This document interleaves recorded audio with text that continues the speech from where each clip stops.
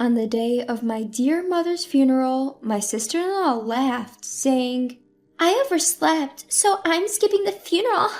My sister-in-law had made my frail mother shell out nearly $200,000 for a new house, and then this? Holding back the tremor in my voice from sheer outrage, I spoke up. "Fine, but you're going to regret this, sis." "I won't regret anything. Haha, have a good one." The call from my sister-in-law ended. After the funeral, when I showed my brother something, even he, usually so gentle and calm, changed his face and said with anger in his voice, "Lisa, I need your help. We're going to drag her down to hell." My name is Lisa. I'm 28 years old and single. I have a fulfilling job, and despite being busy every day, I'm holding up well. Today is a weekend, a day off from work. I returned home where my mother lives after a long while. "Hi, Mom. Have you been doing well?" "Welcome back, Lisa. I'm glad to see you." We talked as we sipped our tea together. My mother is a kind person, gentle and elegant. A few years ago, my father passed away, and she has been living alone ever since. Both my father and I have always been concerned about my mother's health because she's always been weak. So I take the opportunity on my days off to visit my mother and catch up with her. "Mom, has anything troublesome or unusual happened recently?" "Well, there's something." Just as my mother was about to begin, the doorbell rang. It must be Stephanie." "Stephanie? Was she supposed to come today?" "No, not exactly, but she drops by like this from time to time. I'll get the door." My mother-in-law hurried off towards the door. Stephanie is my older brother's wife. They recently got married. She is my sister-in-law. I often wonder how my brother, who is rather quiet and easygoing, ended up marrying someone as talkative and pretty as her. Even though I find her unannounced visits a bit intrusive, I appreciate her for caring about our mother. "Hello, everyone! Oh, Lisa, long time no see." "Hello, it's been a while." "Lisa, you're still living for work, aren't you? You work in accounting, right? Personally, I could never do it. I'm totally swamped with housework. It'd be nice if you could get married soon, too." "Haha, yeah, maybe." My sister-in-law is meek in front of my mother, but from time to time, she makes such passive-aggressive comments to me. I don't know if she means any harm, but it certainly makes me uneasy. It seems like my sister-in-law is here too, so I'll be going now. When I said goodbye to my mother, she replied, "All right, Lisa, let's catch up more next time," and saw me out. I wonder if Mom's getting along well with that sister-in-law. She's not the type to talk bad about others, so I worry she might be bottling something up. I was worried but headed out back home. A few months later, I heard from my mom that my brother was building a fancy new house. "Huh? My brother has a decent income, but he's not exactly rich, right? And my sister-in-law is a full-time homemaker. How are they able to build such a house?" "Well, I actually helped them out a bit with some money from your father's inheritance." "How much do you mean by a bit?" "About $20,000, I suppose." $20K? Mom, are you out of your mind?" I let out a loud voice of surprise. My brother and I were raised by our late father to be independent once we reached adulthood, so I couldn't comprehend why my mom would give away such a large sum of money. "Well, Stephanie, your sister-in-law came over almost every week begging for help, so And besides, Andrew and Stephanie promised to take care of me since we'll be living together. I couldn't turn them down." "Well, if you're okay with it, Mom. But are you sure you're not overdoing it?" "No, not at all. This will mean less worry and trouble for you, Lisa. I'm actually looking forward to this new life," Mom said with a smile. Later on, they built their house, and my brother, his wife, and Mom started living together. When I visited to bring a housewarming gift, I was taken aback by the luxurious house with its modern-style kitchen and bathroom, expensive-looking interior with pure wood, and spacious backyard. There was no way my brother could afford all this on his own. My sister-in-law proudly showed me around the house, and once the tour was over, I quietly spoke to my brother. Congrats on your new house, Andrew. Please take good care of Mom. Thanks, Lisa. Don't worry. Stephanie will look after Mom while I'm at work. I felt bad about Mom offering to contribute, but we're going to make sure she's even happier from now on. It seems my brother didn't know that his wife had repeatedly visited our mom to beg for money for the new house. I find him to be a good and kind person, but his oblivious side worries me at times. Alright, just make sure to take care of her. You too. Leave Mom to us and focus on your work. Shh, don't bring up work. Oh, right. Sorry. After finishing our conversation, I gifted him an envelope with some cash and a standing clock.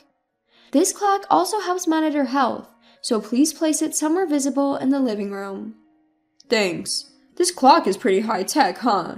But it could be good for Mom, and it looks stylish. Let's put it here. My brother placed the clock on a shelf in the living room. I should head home now. Take care. My sister-in-law was busy on the phone in another room, and I left the grand house with my mother and brother seeing me off. Half a year since then, my mom, who had been a concern, seemed to be getting along well with my brother and his wife, and I was able to focus on my work, thinking these days would continue, until I heard the news of my mom's passing. When my brother returned from work, he found that our mother had stopped breathing. It seemed she had passed away alone in her room. The doctors at the hospital explained that her pre-existing heart condition, exacerbated by overwork, was the likely cause of death. Mom, why all of a sudden? Mom, I wish I had come home earlier. I'm sorry. My brother and I clung to our now lifeless mother, tears streaming down our faces. My sister-in-law Stephanie wasn't present at the scene. Brother, wasn't Stephanie supposed to be at home? And what do they mean by overwork? Stephanie wasn't home then. As for overwork, I don't know either. Stephanie handled all the household chores, so it doesn't make any sense. My brother seemed confused as well. Despite feeling uneasy, I spoke up. Well, first we need to arrange our mother's wake and funeral. You will probably be the chief mourner, Andrew. You're right, Lisa. Can you help me? So my brother and I began frantically preparing for the memorial service. It was crazy. The number of preparations we had for my mother's funeral, finding a venue, deciding on the plan, contacting people, and so on. Somehow we managed to finish the wake, and the next day was the day of the funeral. While my brother and I busily attended to our visitors, my sister-in-law was idly sitting around doing nothing. Stephanie didn't help, nor did she shed a tear. Despite my growing frustration with her, the bustle of the movement prevented me from confronting her. Andrew, tomorrow is the funeral, and as the chief mourner, you're going to be really busy. Why don't you and Stephanie go home for a while? I'll stay here. Yeah, I appreciate that, Lisa. Thank you. My brother and Stephanie left together. After they left, I took out my work laptop in the now empty room and began to work. Throughout the night, I barely slept. The next morning, the day of the funeral was scheduled to start at 10 a.m., but I met up with my brother at 6 a.m. to prepare. We were overwhelmed with preparations, checking the eulogy my brother had written as the chief mourner, meeting with the funeral director, and so on. My brother had said that Stephanie would come later when it was time for the funeral. And then, around 9:30 a.m., I received a call from Stephanie. Hello? Lisa, I'm calling because Andrew wouldn't pick up his phone. Okay, and... I just woke up. Overslept. I won't be able to make it to the funeral. Struggling to keep my voice steady with outrage, I managed to respond. Alright, but you might regret it, Stephanie. I don't think so. Anyway, I know you're busy, but hang in there. Stephanie hung up. Hey, was that Stephanie just now? My brother approached and asked. Yeah, she overslept and said she's not coming today. Huh? What on earth is she saying? It's our mother's funeral. Just focus on the funeral, Andrew. I have something to show you afterward. Somehow we managed to get through the funeral. Together, my brother and I paid our respects to our mother's remains. Stephanie really didn't show up. What on earth was she thinking? By the way, Lisa, what is it that you wanted to show me? Sure, Andrew. Take a look at this. I pulled out my laptop. What is... Oh! What appeared on the screen was the living room of my brother's house. In fact, the clock I had given him as a gift had a camera installed, meant for keeping an eye on elderly folks or pets. I gave it because I was worried about Mom, but since she seemed well, I didn't want to invade the privacy of someone else's house, so I never looked at it until yesterday. But then I watched the footage from the past week. Here it is. I opened a few videos. My brother watched them with bated breath.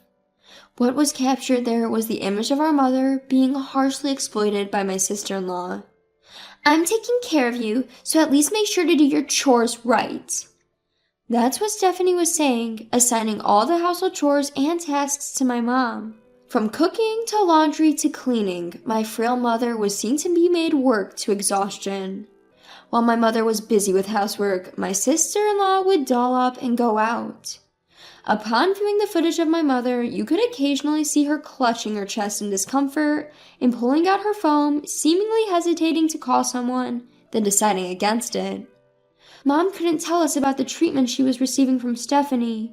She always wished for our happiness, you know. "Mom, I had no idea. Forgive me." Both my brother and I were crying. The thought of our mother was almost too much to bear. "Lisa, can we see the footage from the day Mom passed away?" My brother asked me. I haven't seen it, but Mom passed away in her own room, so I don't think we have any recording of her." As I said that, I set the recorded footage to the date our mother passed away. After finishing the morning chores, my mother was seen clutching her chest as she headed towards her room. They said she passed away around 2 p.m. The living room was empty for a while, but as we fast forward the recording, Andrew spoke up. "Hey, here, stop it, and turn up the volume." Around noon, my sister-in-law came into view of the camera. When the volume was turned up, you could hear her voice. "Hey, mother-in-law! Mother-in-law!" My sister-in-law was calling out towards my mother's room. However, when there was no response, she seemed to think my mother was not there. She then sat down on the sofa and began making a phone call. "Hello? Thanks for being with me just now. Ugh, seems like the old lady is out and about, leaving the house chores half done. Wonder what she's up to." It seems like she was calling someone she had been with since morning. Upon hearing the harsh content of the conversation, I couldn't help but grimace. My sister-in-law continued the conversation. "What if she's dead? That would be something. But then again, I could skip the funeral and maybe go on a trip with Daniel. I mean, opportunities like these don't come around very often." My brother and I stared in disbelief. The person on the other end of the line was my sister-in-law's lover. Wouldn't it be nice if that really happened? Then I could make up some story about domestic abuse from my husband, get a big divorce settlement, and buy this house. Then Daniel and I could live here together. So where do you want to go if we take that trip? I'm thinking... Enough. My brother interrupted. I stopped the video. My normally kind and gentle brother changed his expression, and with a voice steeping with anger, he said, "Lisa, I need your help. We're going to drag her down to hell." I nodded at my brother's words and made a phone call. The next day, my brother called while I was at home. "Lisa, she's back. Can you come over?" "Okay, I'm on my way." I immediately headed to my brother's house. "Why, hello there, Lisa. What brings you here on such short notice? You really should have let me know you were coming." My sister-in-law, who had come out to greet me, looked slightly annoyed. "Andrew called me here. Please come this way." Inside the house, scented with incense, my brother, sister-in-law, and I sat at the dining table. "What's this all about? You two look so serious. I do feel bad about missing the funeral." In her usual tone, I addressed my sister-in-law. "Stephanie, ever since you moved in, you've been treating our mother like a servant, haven't you? Even though she was sick, you even made her pay $20,000 for the new house." "Huh? What are you talking about? I did all the housework. Are you trying to pick a fight?"